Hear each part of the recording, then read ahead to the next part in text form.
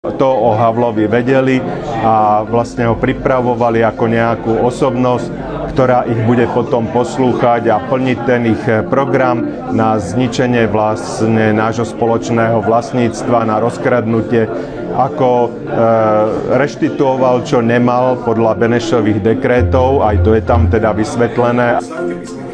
Takže môžete si to aj doma zopakovať, nepoškodí sa tým kniha.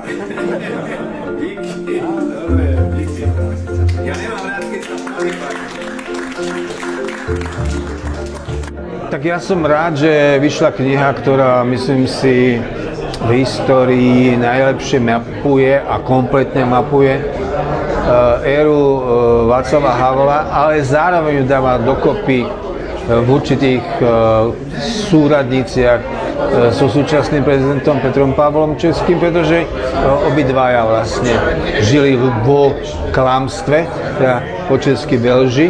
No a treba o tom hovoriť. Ja som historikom modernej doby a 30 rokov som na to zbieral materiál, hlavne o pánovi Havlovi, a tak je to vonku. Gustav Murín je veľmi známy touto dokumentaristikou, je veľmi plodný autor, keďže mu vyšlo už 78 kníh a 20 e-kníh elektronických, takže veľmi dobre zdokumentoval názory 223 českých prevažne osobností a Havlových známych na jeho život aj za socializmu, aj v tom prelomovom období, aj potom, ako menil tie svoje názory pružne podľa potreby, ako sa teda prispôsoboval.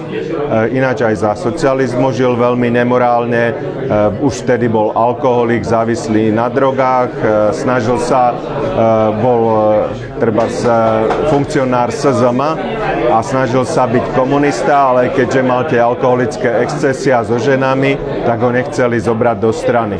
No aby som povedal niečo nové, mal som spolužiaka, ktorý mal otca politického väzňa, ktorý so sekerou v ruke zapaloval domy vedúcemu strany a bojoval proti komunizmu ešte aj na súde. A jeho syna naopak vrelo zobrali do strany, ale Havla, alkoholika, ktorý mal rôzne excesy, nechceli zobrať do komunistickej strany. Tak nejako na ňu zanevrel. Samozrejme, dával sa platiť ako disident zo zahraničia, dostával peniaze aj na iných disidentov, tie peniaze si nechával, tak bol jediný deluxe disident, čo jazdil za socializmu na Mercedese, to všetci sme mali vtedy Trabanty a Škodovky a Lady a podobne, tak za tieto peniaze robil rôzne také zhýralecké večierky pre týchto disidentov, kde si vodil okrem žien aj rôznych chlapčekov a tak.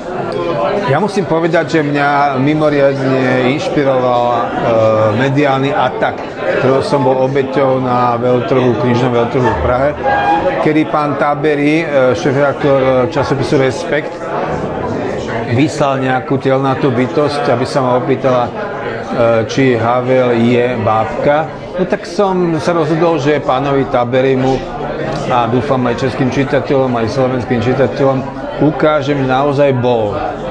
A na to je toľko dôkazov, hlavne vo svedectve 223 osobností, ktoré sa k tomu vyjadrujú, ktoré sú tam citované, 90% z nich sú z Čech, čiže ja si myslím, že to je v tejto chvíli najúplnejší životopis pána Havla a najbrisknejšia analýza toho, kto je pán Pavel.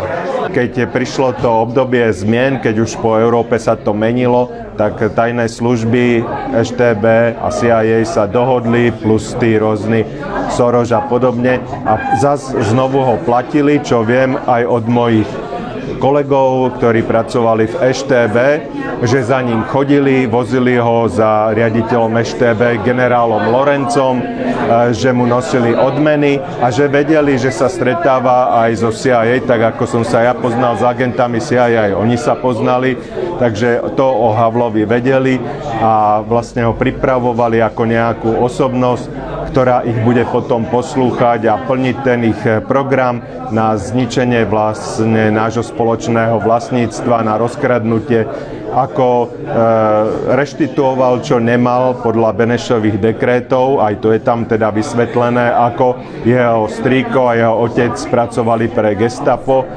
preto im boli zhabané majetky. On vôbec nemal právo na tie majetky, ale keďže sa ho všetci báli, tak mu všetko dali, na čo si ukázal. No ale napríklad likvidoval takých ľudí, ako bol Dubček, ktorého ľudia chceli teda Dubček na hrad. On bol až 4. v poradí, ale dokázal ich úspešne zlikvidovať. Ja som presvedčený, že je aj za smrťou Alexandra Dubčeka. No a to v tej knihe nie je rozvedené, ale je tam rozvedené ako jeho ten konflikt. A vlastne od pána Mečiara viem, že keď bol Havel vo väzení ako deluxe väzeň so všetkým pohodlím, tak je na ňo spis, kde udával za názory svojich spoluväzňov, aby si prilepšil. Vlastne tento spis mal aj Mečiar a ďalší spis bol na ňo v EŠTB. A keď Havel chcel zlikvidovať Mečiara, tak Mečiar mu iba povedal, že ten spis má, hoci ho nemal.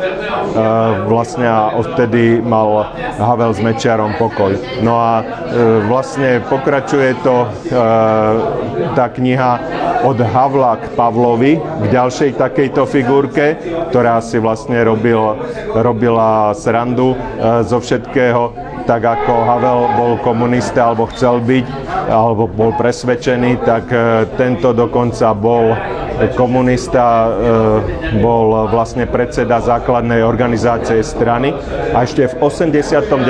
roku svojho kolegu Beneša robil nad ním taký inkvizičný stranický súd za to, že Beneš hovoril, že sme prehrali studenú vojnu.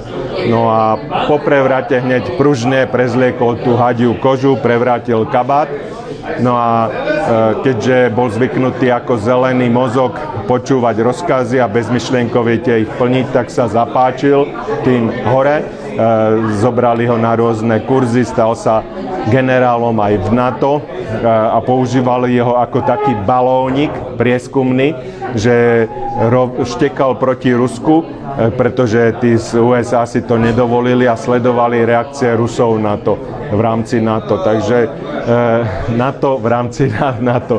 Takže tak sa dostal do pozornosti, samozrejme za podpory sorošovských médií a peňazí z takých organizácií ako USAID a podobne vyhral aj voľby, veľká mediálna masáž a teraz pokračuje v tom svojom nemorálnom správaní tým, že sa obohacuje na úkor Čechov a aj cez svoju manželku.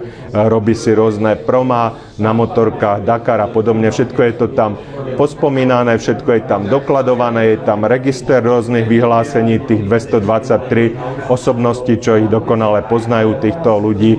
Takže je to veľmi vzácna kniha a zdokumentovanie toho, čo sa u nás alebo v rámci Československa a Česka dialo a deje.